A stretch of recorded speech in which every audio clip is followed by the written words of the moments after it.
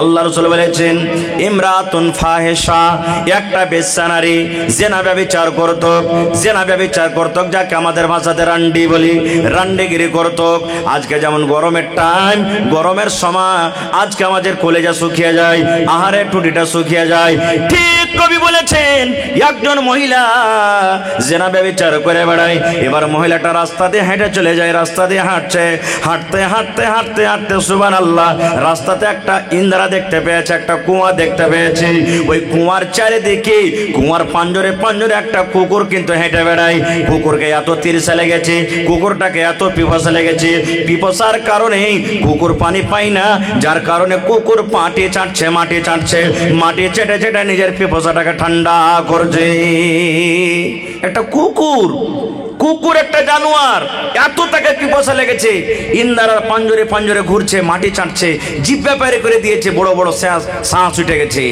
এবার মহিলাটা বলছেন আল্লাহ, জীবনে কত জেনা ব্যভিচার করেছি, কত গুনাহ করেছি আল্লাহ, আল্লাহ আজকে আমি কুকুরকে পানি পান করাবো আর পানি পান করিয়ে নিজের গুনাহকে মাফ করব। আল্লাহ রাসূল বলেছেন কি করলো? দেখছে তো ইন্দ্রাতে পানি তুলতে গেলে ডোলও নাই, রশ্মিও নাই। আপনাকে মসজিদে বলছেন ইন্দ্রাটা এখন আছে কি বন্ধ করে দিয়েছেন? বন্ধ হয়ে গেছে। সুবহানাল্লাহ, জানছেন ইন্দ্রা থেকে পানি তুলতে গেলে রশ্মি ডোলের দরকার আছে, দেখছে তো রশ্মিও নাই, ডোল নেই। হাদিসের কথা, কি দিয়ে পানি তুলবে? আপনারা জানেন এই জিনিসটা, যে ছোটকালে ছোট বয়সে বা এখনো বাড়িতে মুড়ি ভুজা খেয়েছেন তো টোনা বানাচ্ছেন না, বানাননি? টোনা বুঝেন তো আপনারা? টোনা বানিয়ে ভুজা খেয়েছেন, মুড়ি খেয়েছেন। আল্লাহ রাসূল সাল্লাল্লাহু আলাইহি ওয়াসাল্লাম বলেছেন সে মহিলা দেখছেন ইন্দ্রা থেকে পানি তুলতে গেলে আমি কুকুরকে যা পানি পান করাবো, এখানে ডোলো নাই, রশ্মি নেই, আল্লাহ কি দিয়ে পানি তুলবো? দয়ার নবী বলেছেন তার গায়ে একটা দোপাট্টা ছিল, ওড়নি ছিল, ওড়নিকে ডোল করা হলো, ওড়নিকে রশ্মি করা হলো, টোনার মতন করে সুন্দর করে তাকে ডোল বানিয়ে দেওয়া হলো। এবার রাসূল বলেছেন কোন রকম করে আস্তে আস্তে আস্তে করে ডুবিয়ে ডুবিয়ে ডুবিয়ে ডুবিয়ে ডুবিয়ে কিছু পানি তোলা হলো। এবার যখন টোনা বোঝে পানি এলো, আল্লাহ রাসূল বলেছেন মহিলা ওই জানিয়া ব্যভিচার করে বেড়ায়, জেনা করে বেড়ায় সে মহিলা, কুকুরের সামনে একটা এরকম ভাবে লাত দিয়ে কুল্লারি দিয়ে একটু গর্ত করে দেওয়া হলো, আর কুকুরের সামনে পানি খান ঢেলে দেওয়া হলো। এবার কুকুরটা নিজের জিহ্বা দিয়ে চেটে চেটে চেটে চেটে চেটে চেটে পানি পান করলো। এবার যখন কুকুরের পিপাসা বুঝে গেল, কুকুরের মনটা যখন ঠান্ডা হয়ে গেল, আল্লাহ রাব্বুল আলামিন এলান করলেন ও নবী গো, আমি আল্লাহ রাব্বুল আলামিন তার আমলের পরে খুশি হয়ে গেলাম, রাজি হয়ে গেলাম গো নবীজি। একটা সামান্য কুকুরকে পানি পান করার কারণে আমি আল্লাহ রাব্বুল আলামিন তার জীবনের জেনা ব্যভিচারের গুনাহকে আমি আল্লাহ মাফ করে দিলাম। সুবহানাল্লাহ। এবার এখানে একটা পয়েন্টের কথা বলি, কুকুর পাক জানোয়ার না নাপাক? নাপাক। আর বিলাই? বিলাই যদি সালনে মুখ দিয়ে দেয় ওর ঝুট্টা খাওয়া যায় যাচ্ছে, আপনি খাইতে পারেন। আপনার বাড়িতে একদিকে বিলাই খাইছে এখন থালিতে, এক থালিতে আপনিও খাইছেন, খাইতে পারেন, কোনো গুনাহ নাই, কোনো হরজ নাই। কিন্তু নবী বলেছেন উম্মত রে, কুকুর একটা এত বড় নাপাক জানোয়ার, যদি তোমার তরকারিতে মুখ দিয়ে দেয় তুমি ওই তরকারিকে ফেলে দাও, তোমার যদি রুটিতে মুখ দিয়ে দেয় রুটি তুমি ফেলে দাও, তোমার ভাতে মুখ দিয়ে দেয় ভাত ফেলে দাও, যদি তোমার ডোলে বদনাতে গামলাতে হাঁড়িতে কুকুর মুখ দিয়ে দেয়, ইয়া তো নাপাক জানোয়ার, ওই বার্তানটাকে নবী বলেছেন তোমাকে ছাই দিয়ে মানতে হবে, মাটি দিয়ে মানতে হবে, আর 6 বার এমনি এমনি ধুতে হবে, মানে টোটালে তোমাকে 7 বার ধুতে হবে। এত বড় নাপাক জানোয়ার, এত বড় নাপাক জানোয়ার, সুবহানাল্লাহ। এরকম নাপাক জানোয়ারকে যদি পানি পান করায় আল্লাহ জীবনের গুনাহ মাফ করতে পারেন, তবে আল্লাহর ঘর নির্মাণ করতে বসেছেন, আল্লাহর ঘর বানাইতে বসেছেন, আল্লাহর ঘর বানাইতে গেলে আল্লাহ তাআলা কে গুনাহ মাফ করবেন না? করবেন না? করবেন না? জোরে বলেন করবেন না? করবেন না? সুবহানাল্লাহ। তাহলে জীবনের ছোট আমল মাত্র একটা কুকুরকে পানি পান করা। আপনার বাড়িতে গরু আছে, নিয়াত করেন আল্লাহ আমি সানি পানি দিলাম, আল্লাহ তুমি নেকি দিও, নেকি পাবেন আপনি। বাড়িতে মুরগি মুরগা আছে, 2টা ভাত গালা ছিটিয়ে দিলেন, আপনার ইরাদা আছে ভাত খাইলাম, আল্লাহ তুমি নেকি দিও, নেকি পেলেন আপনি।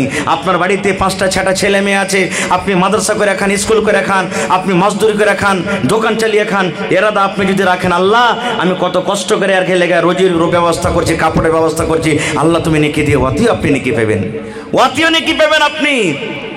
এই জন্য নিজের জীবনের ছোট আমলকে ছোট মনে করতে হবে না। খুব ভাই আর একটু আগে চলেন, আল্লাহ রাসূল সাল্লাল্লাহু আলাইহি ওয়াসাল্লাম বলেছেন আমার উম্মতের দল তোমরা শুনে নাও, আল্লাহর নবী একদিন বসে আছেন, নবীর পাঞ্জরে নবীর স্ত্রী মা আয়েশা রাদিয়াল্লাহু তাআলা আনহা বসে আছেন।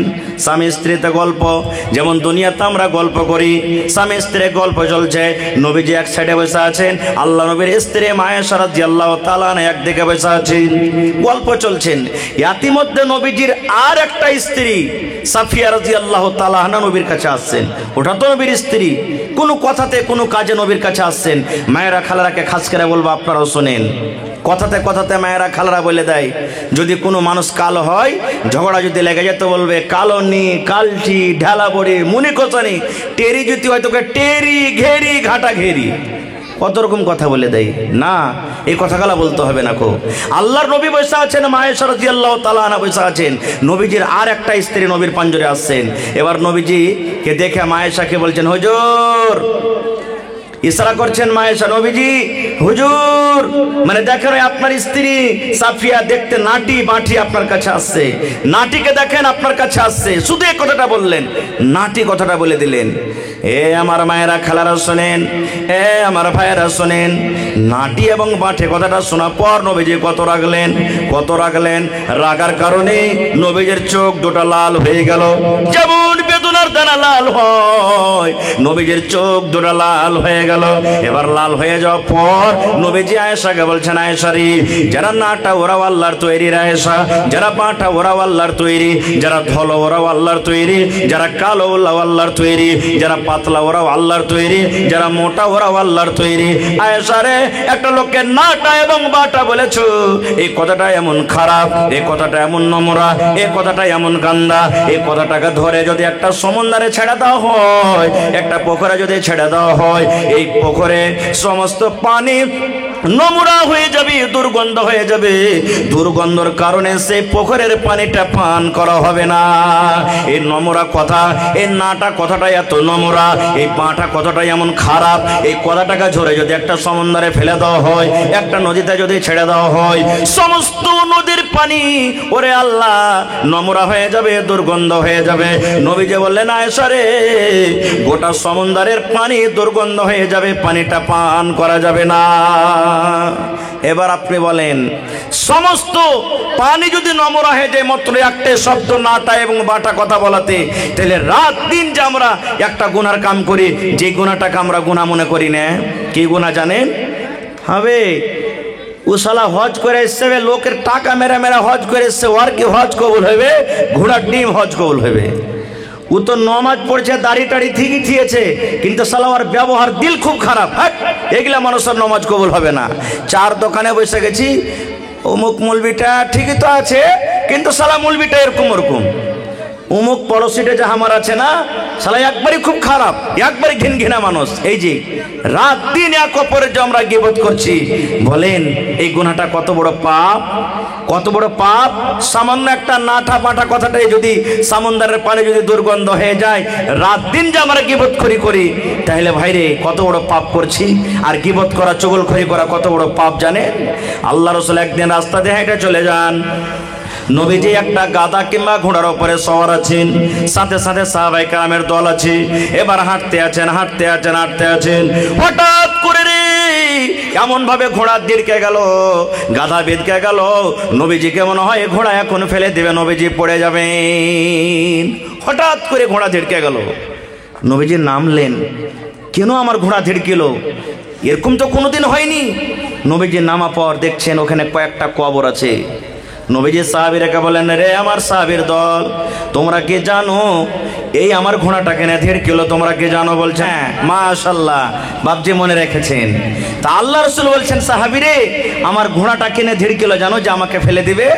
সাহাবীরা বলছেন না। আল্লাহ রাসূল সাল্লাল্লাহু আলাইহি ওয়াসাল্লাম বললেন, সাহাবীরে এই কবরের ভিতরে আযাব হয়, আর কবরের আযাব মানুষ এবং জিন ছাড়া দুনিয়ার সমস্ত জীব জন্তু জানতে পারে। কবরে যে আযাব হয় শুধু মানুষ এবং জিন জানতে পারে না, বাকি সমস্ত জীবজন্তু জানতে পারে। সাহাবীরা বললেন, ইয়া রাসূলুল্লাহ, কেন মানুষ জানতে পারে না?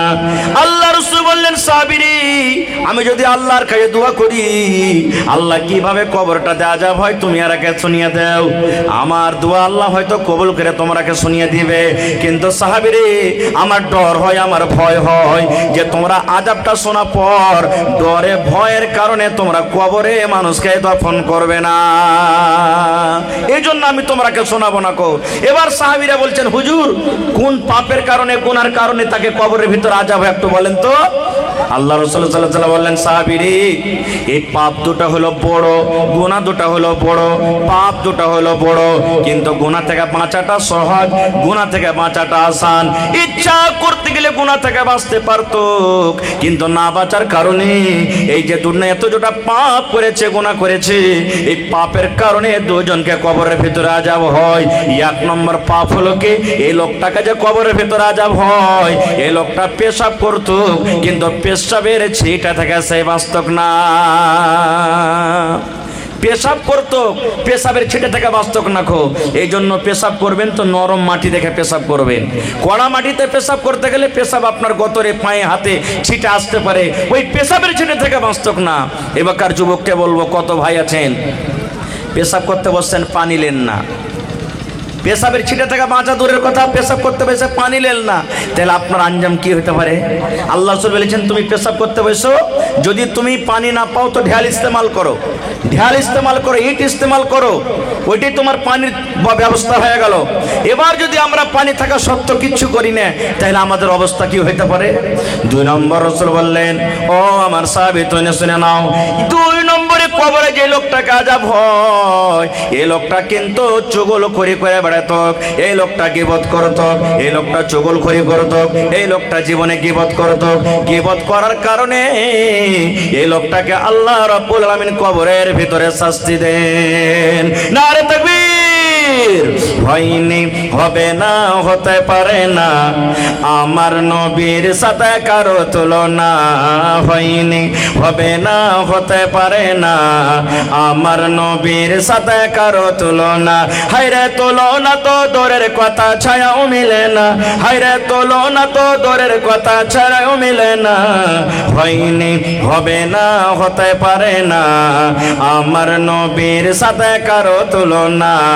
হয়নি, হবে না, হতে পারে না, আমার নবীর সাথে কারো তুলনা। সকল নবী রাসূল ছিলেন খোদার দিবানা, দু নয়নে দেখব খোদা ছিল তামান্না।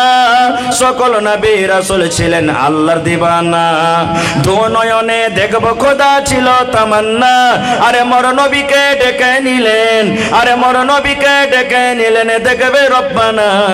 হয়নি, হবে না, হতে পারে না, আমার নবীর সাথে কারো তুলনা। হয়নি, হবে না, হতে পারে না, আমার নবীর সাথে কারো তুলনা। হায়রে তুলনা তো দূরের কথা, ছায়াও মিলে না।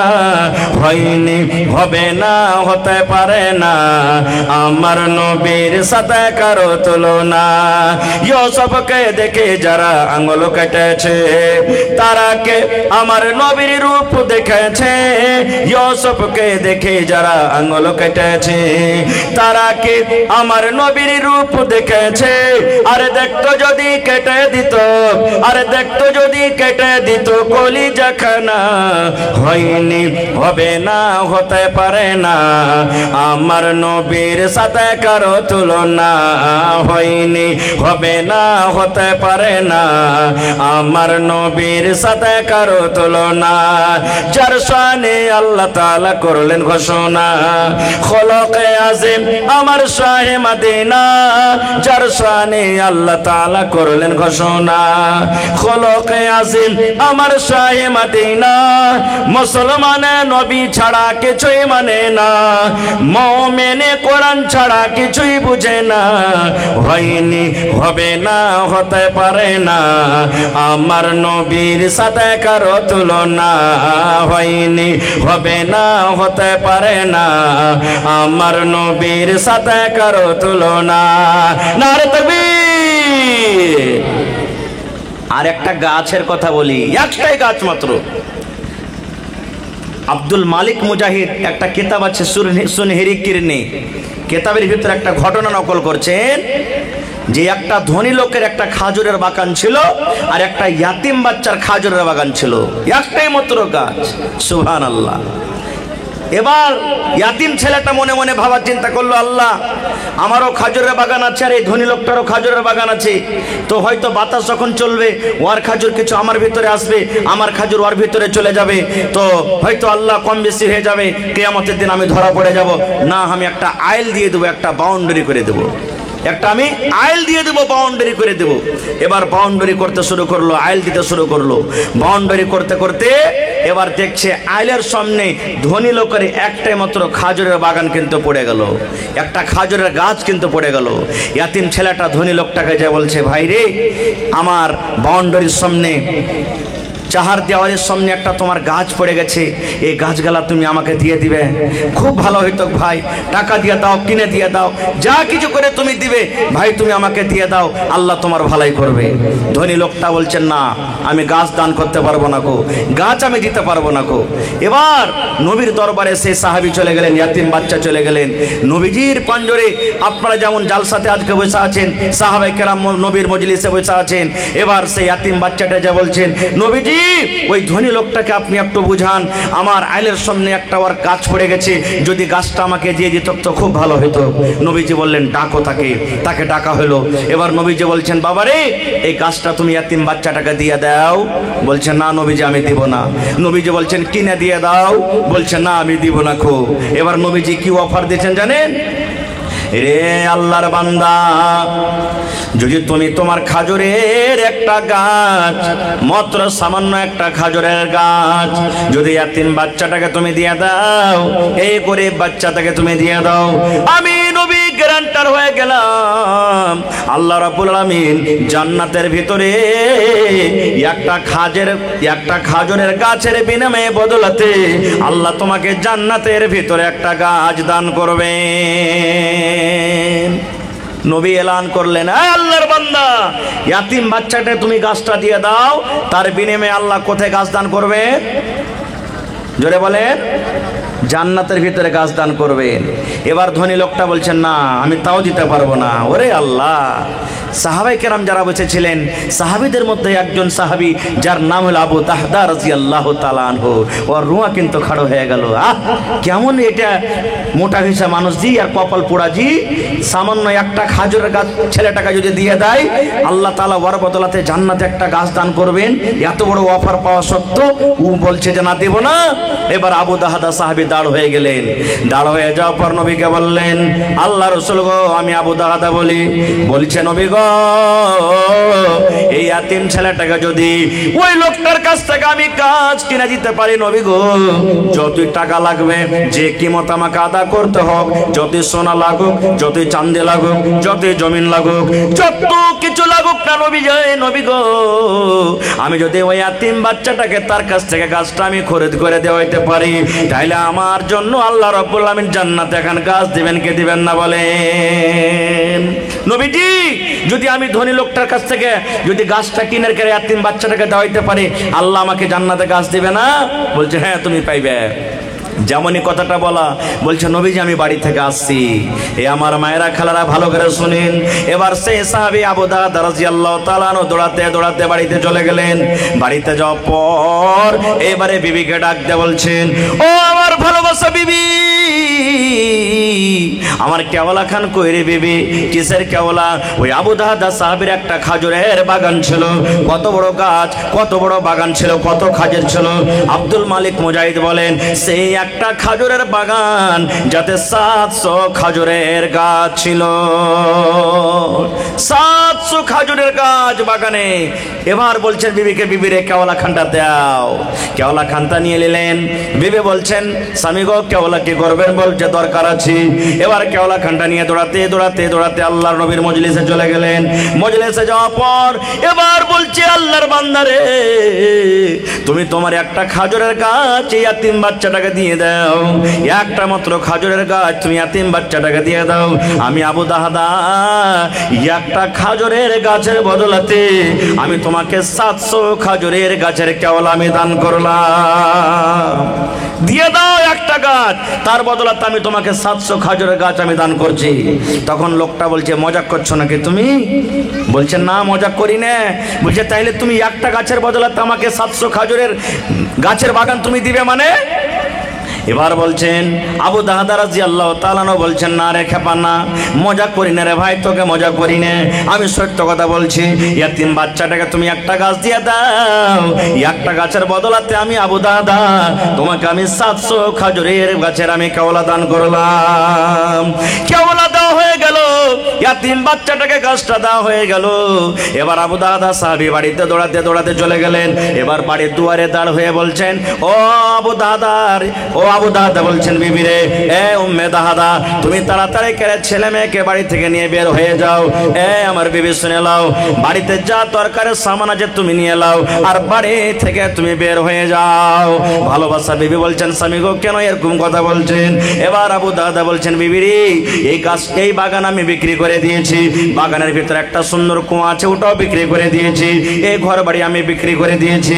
এবার বিবি বলছেন, স্বামী গো কত দামে বিক্রি করেছেন?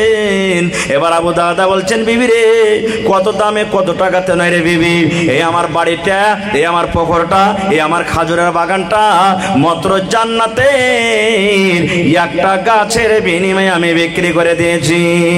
যেমন কথাটা বলা সুবহানাল্লাহ। আবু দাহদা বলছেন, আমার স্ত্রী আমাকে প্রশ্ন করে দিলেন, স্বামী গো একটা গাছের বদলাতে এত বড় বাগান যে আপনি দান করে দিলেন, একটা গাছের বদলাতে এত বড় বাড়ি যে আপনি দান করে দিলেন, তাহলে জান্নাতের গাছটা কত বড় হবে একটু নবীকে বলেননি? জান্নাতে আল্লাহ যে গাছটা দেবেন ওই জান্নাতের গাছটা কত বড় হবে নবীকে বলেননি? এবার আবু দাহদা বলছেন, বিবি রে, জান্নাতের গাছটা এত বড় হবে রে বিবি, তাহলে শুনে নাও, আল্লাহ রাসূল বলেছেন, মিয়াতু আমিন, 100 বছর পর্যন্ত যদি কোন একটা মানুষ হাঁটটা কাটটা যুবক সুন্দর একটা মজবুত ঘোড়ার উপরে চড়ে জান্নাতের একটা গাছের তলাতে যদি হাঁটতে থাকে কতদিন? একদিন, 2 দিন, 3 দিন করে 1 বছর গেল, 2 বছর গেল, 100 বছর পর্যন্ত যদি গাছের একটা তলাতে হাঁটতে থাকে, 100 বছর কেটে যাবে, কিন্তু একটা গাছের তলা সে পাস করতে পারবে না। এত বড় গাছের বিনিময়ে আমি আবু দাহদা সমস্ত খাজুরের গাছকে আমি দান করে দিয়েছি। ভাইরা দেখেন, সামান্য একটা গাছ। আজকে মসজিদের জালসা, আপনারা হয়তো মনে মনে চিন্তা ভাবনা করবেন যে মসজিদে যারা আমির ধনী লোক তারাই দান করবে, আমরা করব না। জি না, সবাইকে দান করতে হবে। যে জায়গাতে এখন মসজিদে নববী বনা আছে মদিনাতে, জানেন মসজিদটা জমিনটা কার আর কে দাম আদায় করেছিল জানেন? শুনেছেন কোনোদিন? যে জায়গাতে মসজিদে নববী হাজিরা হজ করতে, যে সেই মসজিদে নববীতে নামাজ পড়েন, যেই মসজিদের ব্যাপারে আল্লাহ রাসূল বলেছেন, যদি কোনো মানুষ মসজিদে নববীতে 1 ওয়াক্তের নামাজ পড়ে, এগুলা মসজিদে 1000 ওয়াক্তের নামাজ পড়ে জানে কি হবে? আল্লাহ তাআলা ওকে 1 ওয়াক্তের নামাজ যতখানি নেকি দান করবেন, এত নেকি। সেই জায়গাটা কার? আল্লাহ রাসূল যখন হিজরত করে মদিনায় চলে গেলেন, মদিনাতে মসজিদ বানাইতে হবে। মুসলমানের শান, মুসলমানের জান, মুসলমানের মান হলো মসজিদ। যেখানে মুসলমান আছে ওখানে মসজিদ বানাইতে হবে। আজকে আমি দেখছি আপনাকে জুমা মসজিদে খুতবা দিলাম, সুবহানাল্লাহ, মেলায় মানুষ জায়গা বেগর খাড় হয়ে থাকছে, পিছনে দাঁড় হয়ে থাকছে, জায়গা পাই না। এত জায়গার কষাকষি থাকা সত্ত্বেও যদি আপনারা মন জান মিলিয়ে যদি মসজিদ না বানান, তো কখন বানাবেন ভাই? তো মসজিদে নববী, সুবহানাল্লাহ, নবীজি হিজরত করে মদিনায় চলে গেলেন, দেখলেন এই জায়গাটায় মসজিদ বানাইতে হবে। নবীজি সাহাবীরাকে বললেন, হাগো এই জায়গাটা হলো কার? সাহাবীরা বললেন, নবীজি 2টা ইয়াতিম বাচ্চার জমিন, বাপ নাই, একটা নাম হলো সাহাল, একটা নাম সোহেল, ইয়াতিম বাচ্চা, গরিব বাচ্চা, 2টা ইয়াতিম বাচ্চার জমিন। নবীজি বললেন, ডাকো বাচ্চা 2টাকে। এবার নবীর কথা শুনে বাঘের মতন লাভ কেটে বাচ্চা 2টা হাজির। আল্লাহ রাসূল সাল্লাল্লাহু আলাইহি ওয়াসাল্লাম তখন বললেন, ও সাহাল, সোহেল বাবারে, এই জমিনটা তোমরা বিক্রি করে দাও, এই জমিনটাকে তোমরা বিক্রি করবে না। এবার তারা 2জন ভাই বলছেন, নবী গো, কেন আমরা বিক্রি করব? আমাদের দরকার নাই। মসজিদ নিয়ে কি করবেন? জায়গাটা নিয়ে কি করবেন? আল্লাহ রাসূল বললেন, সাহাল, সোহেল রে, এই জায়গাটা তোমরা বিক্রি করে দাও, এই জায়গাটা তোমরা দিয়ে দাও। বিক্রি করতে গেলে এই জায়গাতে আল্লাহর ঘর বনবে, এই জায়গাতে মসজিদ বনবে, এই জায়গাতে আল্লাহর ঘর বনবে। আল্লাহর ঘরের জন্য তোমরা দুটা ভাই জমিনটাকে বিক্রি করে দাও। এই আমার টিকটিকি পাড়া গ্রামের মায়েরা খালারা শুনেন, যেমনই কথাটা বলা, ওরে আল্লাহ ইয়াতিম বাচ্চা যাদের বাপ নাই, বাপ হারা দুটো ইয়াতিম বাচ্চা, বাপ দুনিয়া থেকে চলে গেছেন, যেমন কথাটা বলে দাও সুবহানাল্লাহ। বাচ্চা দুটো তখন বলছেন, ইয়া রাসূলুল্লাহ, আমরা মসজিদের জন্য এই জমিনটাকে বিক্রি করব না, আমরা বিক্রি করব না, বিক্রি করার দরকার নাই। নবীজিকে বলছেন, আল্লাহ নবী গো, যদি এখানে আল্লাহর ঘর বানাবেন, মসজিদ বানাবেন, আমরা নিজের আব্বার জন্য, নিজের মায়ের জন্য, আমরা দুটা ইয়াতিম বাচ্চা, ইয়াতিম ভাই, আমরা মসজিদের জন্য জমিনটাকে আমরা ওয়াকফে করে দিলাম, দান করে দিলাম। আল্লাহ রাসূল বললেন, সাল সোহেল রে, তোমরা বিক্রি করে দাও রে বাবা, তোমাদের দান লাও হবে না, তোমাদের দান লাও হবে না, তোমরা জমিনটাকে বিক্রি করে দাও। বিক্রি করার পর মসজিদ এখানে তৈরি হবে। ইয়াতিম বাচ্চা দুটা কাঞ্চার বলছেন, ইয়া রাসূলুল্লাহ, হ্যালো আল্লাহ রাসূল গো, আমরা দুটা ভাই ইয়াতিম, আমাদের বাপ নাই বলে আপনি হ্যাকারত করছেন। ऐसा काहे करते हैं जी? हेलो हेलो, 1 घंटा चलने दीजिए ना, क्या होगा, जनरेटर से चलेगा, 1-2 लीटर तेल जलेगा, बार बार बंद करते हैं चालू करते हैं। হ্যালো, এবার ইয়াতিম বাচ্চা দুটা বলছেন, আল্লাহ রাসূল গো, এই জায়গাটা আমরা ওয়াকফ করে দিলাম, দান করে দিলাম, আপনাকে টাকা লাগবে না, পয়সা লাগবে না। আল্লাহ রাসূল বললেন, বাবারে, তোমরা দুটা ভাই ইয়াতিম, তোমাদের বাপ নাই, তোমরা জমিনটাকে বিক্রি করে দাও, যা টাকা লাগবে তোমাকে দাও হবে। এবার ইয়াতিম বাচ্চা দুটা কাঞ্চার বলছেন, ইয়া রাসূলুল্লাহ, আমাদের বাপ নাই বলে আপনি আমাদের দানটাকে হ্যাকারত করেছেন, বাপ নাই বলে আমাদের জমিনটাকে আপনি নেবেন না, ছোট বাচ্চা বলে আপনি হ্যাকারত করেছেন। আল্লাহ রাসূল বললেন, সাহাল সোহেল রে, তোমাদের বাপ নাই বলে তোমাদের দানটাকে নেব না, হ্যাকারত করবে, এরকম কোনো কথা নাই রে বাবা। তোমরা যদি আজকে দান করে দাও, পরেকার লোকেরা আমার পরে ইলজাম লাগাবে, আমার পরে দাগ লাগাবে, দেখো তোমাদের নবী কেমন রে, দুটা ইয়াতিম বাচ্চার কাছ থেকে কেড়ে জমিনে মসজিদ তৈরি করেছে, এই কথা যেন লোকেরা আমাকে না বলে, এই জন্য তোমরা বিক্রি করো। এবার নবীজি আবু বকরকে বললেন, আবু বকর রাদিয়াল্লাহু তাআলা আনহু বললেন, আবু বকর, মদিনার গলিতে পাতা করো যে জমিনের কি রেট আছে, কি দাম আছে, আর দাম জুড়ে এই জায়গাটার যত টাকা হবে এই ইয়াতিম বাচ্চা দুটাকে তুমি দিয়ে দাও। একাই মসজিদে নববীর জমিন কিনে মসজিদ বানালছেন, মসজিদে জমিন দান করেছেন কে? হযরত আবু বকর রাদিয়াল্লাহু তাআলা আনহু। ওরে সুবহানাল্লাহ, যে আবু বকর আল্লাহুস সামাদ, যে আবু বকরের ব্যাপারে বলা হয়েছে, হযরত ওমর রাদিয়াল্লাহু তাআলা একদিন আরজু করে বলছেন, আল্লাহ যদি আবু বকরের একটা রাতের নেকি যদি আমাকে দিয়ে দিতে, আর আমার জীবনের সমস্ত নেকি যদি আবু বকর নিয়ে নিত, আল্লাহ আমি খুশি হয়ে যেতাম। জীবনের মাত্র একটা রাতের নেকি আবু বকরের, আর আমি উমর আমার জীবনের সমস্ত নেকি যদি আবু বকরকে আমি দিয়ে দিতাম, তাহলে আমি খুশি হইতাম। কেমন কথা, একটা রাতের দাম কত? একটুখানি একটা ঘটনা শুনেন। আপনারা জানেন, নবীকে মারার জন্য মক্কার বেঈমান শয়তানেরা নবীর ঘর বাড়ি ঘেরাও করেছিলেন। এবার নবীজি হযরত আবু বকরকে সাথে নিয়ে আল্লাহর আদেশে হিজরত করে মদিনার দিকে রওনা হয়ে গেলেন। সকাল হলো, এবার একটা গর্ততে ঢুকবেন, রাস্তাতে একটা গর্ত পেয়ে গেল, খাল পেয়ে গেল, যে খালের নাম, গর্ত নাম হলো কি? গারে সওর। গারে সওর, ওই গর্ততে লুকিয়ে যাবেন যেন কোনো মানুষ দেখতে না পায়। নবীজি ঢুকবেন, হযরত আবু বকর হাতখান ধরে বলছেন, আল্লাহ রাসূল আপনি পরে ঢুকেন, আমি আবু বকর আমি আগে যাই, আমার কিছু হতে গেলে আমার হবে, আপনি যেন ভালোভাবে থাকেন, আমি ঢুকছি। আবু বকর ঢুকে গেলেন। ঢুকে যাওয়ার পর খালটাকে সুন্দর করে সাফ করলেন, আর খালের ভিতরে ছোট ছোট আরো ছোট মোটো খাল আছে, কাপড় ছিঁড়ে ছিঁড়ে ছিঁড়ে ছিঁড়ে বন্ধ করে দিলেন। কিন্তু ওরে সুবহানাল্লাহ, একটা খালকে বন্ধ করার জন্য কিন্তু আর কিছু পেলেন না, একটাই মাত্র খাল উদাম হয়ে থেকে গেল। এবারে নবীজি আবু বকর নবীজিকে ডাকতে বলছেন, ইয়া রাসূলুল্লাহ ভিতরে এসেন। এবার নবীজি সারা রাত জেগে আছেন, ঘুম আসেননি নবীকে। এবার নবীজি ঘুমাবেন, হযরত আবু বকর রাদিয়াল্লাহু তাআলা আনহু এবার ওই যে খালটাতে কোনো কাপড় জোটেনি, এরকম ভাবে বন্ধ করার জন্য কোনো সাপ পোকা যেন না ওইটা নবীকে কষ্ট দেয়, পা দিয়ে ঢেকে দিলেন।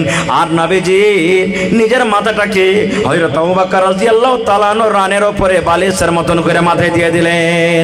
কিন্তু খালের ভিতরে একটা ছিল সাপ। ওরে সুবহানাল্লাহ, সাপটা বের হওয়ার জন্য ওই খাল দিয়ে উঠবা বলে যায়, ওই খালের মুখ বন্ধ, ওই খাল উঠবো বলে যায়, ওই খালের মুখ বন্ধ, ওই খাল উঠবো বলে যায়, ওই খালের মুখ বন্ধ।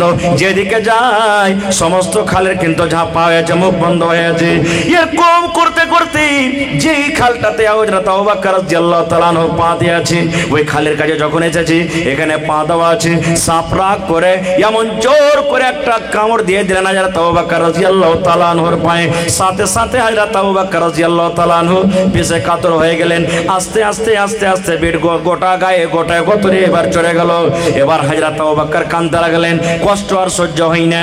এবার নবীজি আমার ঘুমাচ্ছেন, এবার নবীজিকে কষ্ট যেন না হয়, কাঁদতে কাঁদতে এমন ভাবে পিছে কাতর হয়ে গেলেন। ওরে সুবহানাল্লাহ, হযরত আবু বকর রাদিয়াল্লাহু তাআলা আনহু চোখের একটা পানি হযরত নবী সাল্লাল্লাহু আলাইহি সাল্লামের চেহারায় মোবারকে কিন্তু পড়ে গেল। মুখের পরে যেমন একটা পানি পড়ে যাওয়া, নবীজি চট করে জেগে গেলেন। জেগে যাওয়ার পর হযরত আবু বকরকে বলছেন, আবু বকর, বাড়ি ঘর ছেলে মেয়ে বলে মনে হয়েছে নাকি যে তুমি কাঁদছো? হযরত আবু বকর বললেন, ইয়া রাসূলুল্লাহ, বাড়ি ঘর ছেলে মেয়ে বলে কিছু মনে হয়নি গো নবীজি, আমার কোনো মনে হয়নি, তবে কেন কাঁদো? এবার হযরত আবু বকর বললেন, আল্লাহ রাসূল গো, এই যে দেখেন একটা সাপ গো নবীজি, এই সাপটাতে এমন করে আমাকে পায়ে কামড় দিয়েছে, কামড়ের কারণে